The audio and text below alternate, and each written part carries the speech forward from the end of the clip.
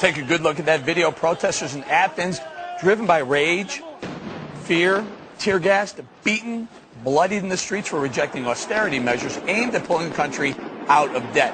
Follow the money stays all over fear and loathing in America, and if you think this can't happen here, you better think again. I'm going to go to my good friend Peter Schiff. What about it, Peter? It's all about keeping Greece from being buried in debt. We're in way deeper debt than a country like Greece is. Oh, look, it's not a question of when, if, it's a question of when. It's going to happen here. It's going to be relatively soon. We're in the same position. We've made promises that we can't keep. And the reason people in Greece are rioting is because the government is coming forward and saying, well, we can't give you everything we promised. Well, the same situation is here. We're broke. We can't keep our promises. We can't make all the Social Security payments we promised. We can't give all the government retirees the pensions we promised. We can't pay back all of our creditors the money we borrowed. It's impossible because we can't get the revenues from the taxpayers. So we're either going to have the austerity and default and renege, or we're going to have runaway inflation. But either way, there's going to be lots of riots and protests as the economy crumbles in the United States. All right, hang in there, Peter, and also Nancy. I want to go to Wayne. What about it, Wayne? Do you agree with Peter that we could be the next? Look this way. If we're not, as a country, the next Greece, California could be the next Greece. Well, there's something to say to that. It's the seventh largest economy in the world, as you know, in California.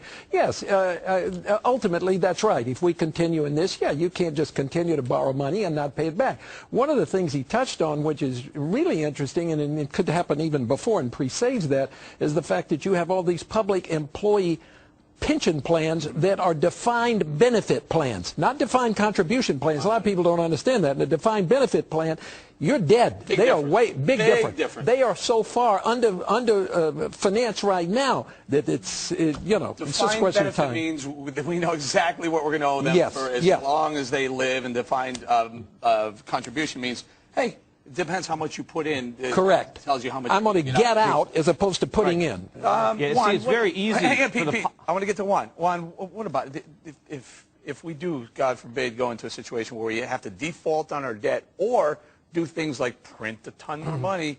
I'm guessing we're going to print money. Well, I mean, you got to do something. You can't let the country, go to hell. So you got to make sure that we don't get into that situation.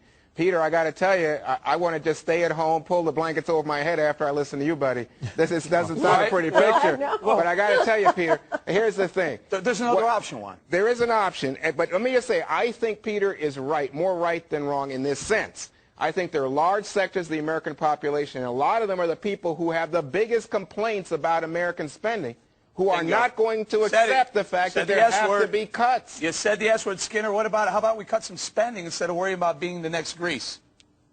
Well, I agree. Peter, do you want to eliminate the tax cuts, $700 billion for the wealthiest 2% that we have to borrow from the Chinese? If you're so worried about spending...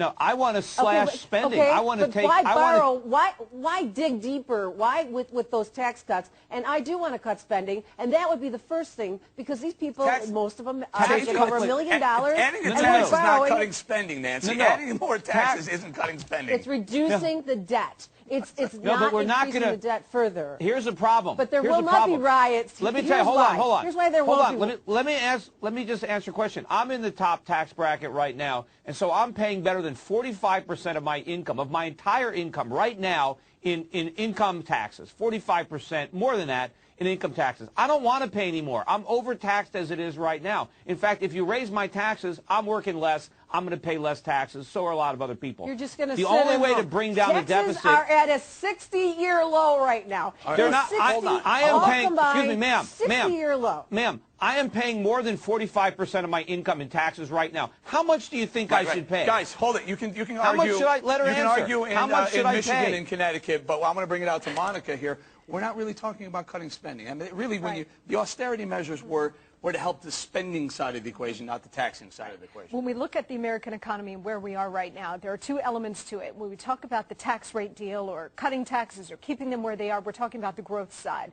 But just as important as the growth side is the spending side. And the American people get it. They see these images from Greece and the UK and Spain with the masses in the streets. Why? They have been so addicted to their entitlements. They are an entitlement narcotic societies over there in Western Europe. American people see that and say, there but for the grace of God go we. And we better take care of our financial house, our fiscal house right now before we get to that point. Reform. And the way, because healthcare reform, Nancy, in the long run, reduces the massive deficits because it spends Nancy, the that dollars is laughable wisely. on its face. You're talking about a $3.6 trillion healthcare entitlement that we cannot afford.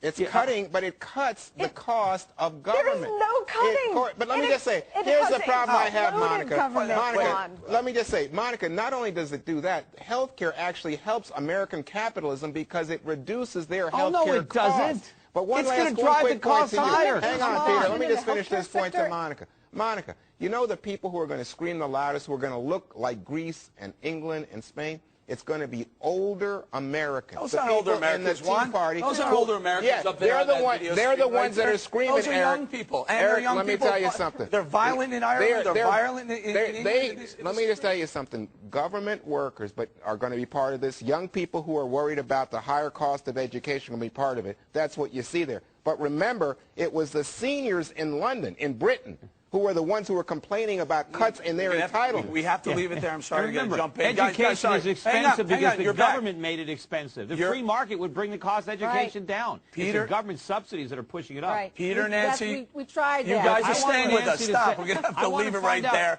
You're going to stay with us for the rest of the